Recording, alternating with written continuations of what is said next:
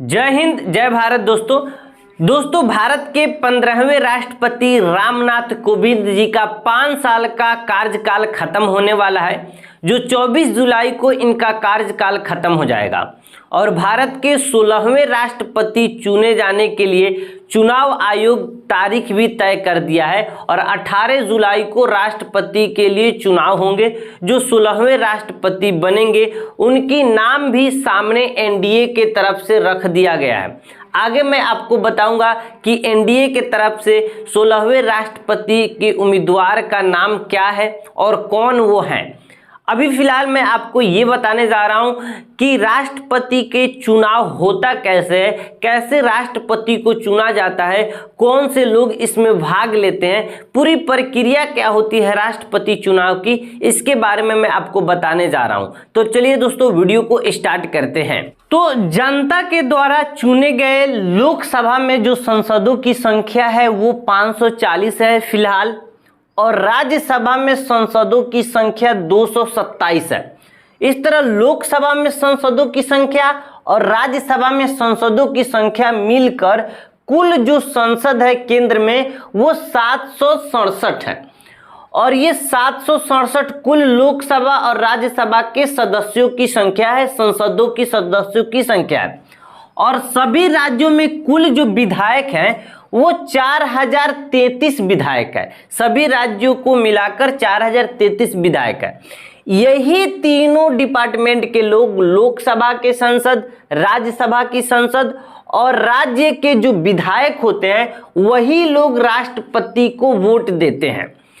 अगर अलग अलग राज्यों में जो विधान परिषद है, विधान परिषद के जो सदस्य होते हैं वो वोट नहीं देते हैं। और भारत में 6 ऐसे ही राज्य हैं जहां पे विधान परिषद है, वो यूपी है, बिहार है, उसके बाद आपके आंध्र प्रदेश है, आंध्र प्रदेश में भी विधान परिषद है, महाराष्ट्र में भी विधान परिषद है, तेलंगाना में भी विधान परिषद है, उसके बाद ये कर्नाटक में भी विधान परिषद है। तो ये 6 ऐसे राज्य हैं जहां पे विधान परिषद है। विधान परिषद के जो सदस्य होते हैं वो राष्ट्रपति के वोट में शामिल नहीं होते हैं। तो केवल लोकसभा के सांसद, राज्यसभा की संसद और विधायक जो होते हैं, विधानसभा के जो विधायक होते हैं वो भाग लेते हैं। राज्यसभा के जो मनोनीत सदस्य हैं वो भी भाग नहीं लेते हैं। तो इस तरह टोटल यही 3 डिपार्टमेंट के लोग होते हैं, जो संसदीय जो होते हैं वही लोग भाग लेते हैं और यही लोग मिलकर राष्ट्रपति का चुनाव करते हैं। अब देखिए यहाँ पे होता क्या है कि जो भी संसद होते हैं या जो विधायक होते हैं, उनके एक संसद का या एक विधायक का अलग अलग वोट का वैल्यू होता है, अलग अलग वोट की मूल्य होता है।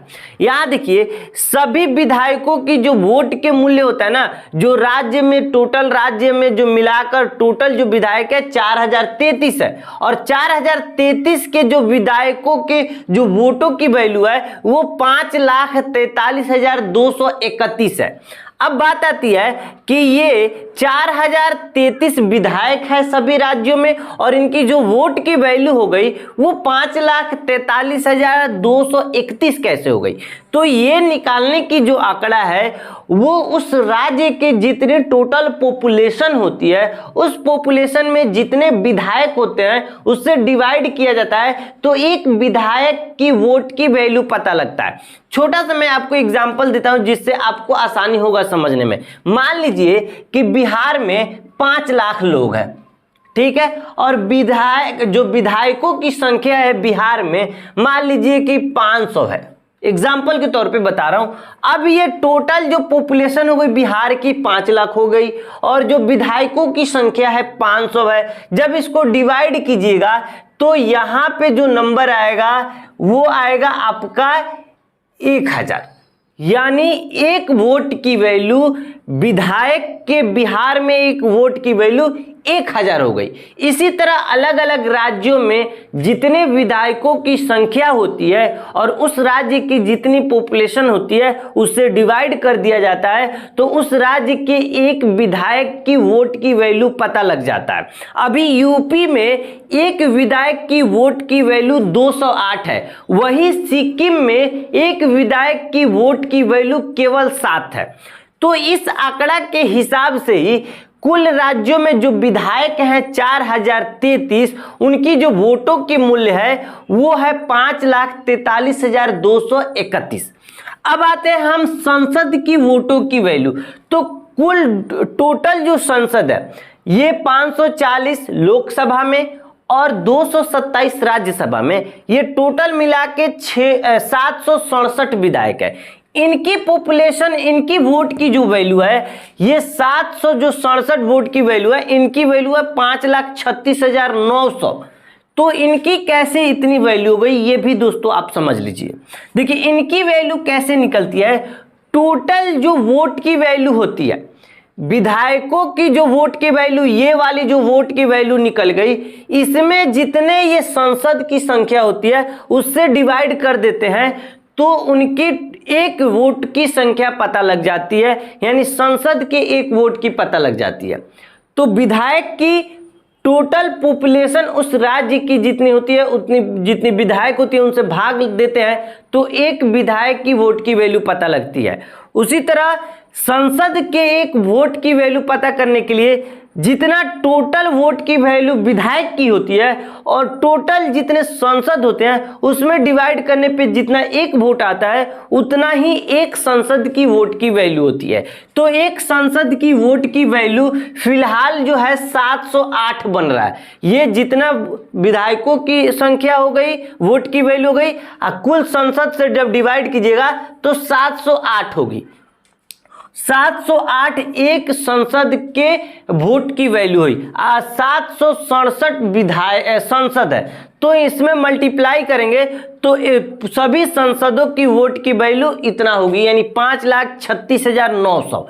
ये टोटल मिलकर 10,80,131 वोट हुआ, यानी टोटल विधायक और टोटल संसद के वोटों की संख्या 10,80,131 वोट हुआ। और राष्ट्रपति बनने के लिए 10 लाख है, जितने के लिए आपको इससे आधा चाहिए, यानी 50% से एक अधिक चाहिए। तो अगर आंकड़ा लीजिएगा तो यहाँ आपको 5,40,065 से अधिक वोट अगर मिल जाता है किसी भी राष्ट्रपति उम्मीदवार को तो वो राष्ट्रपति बन सकते हैं।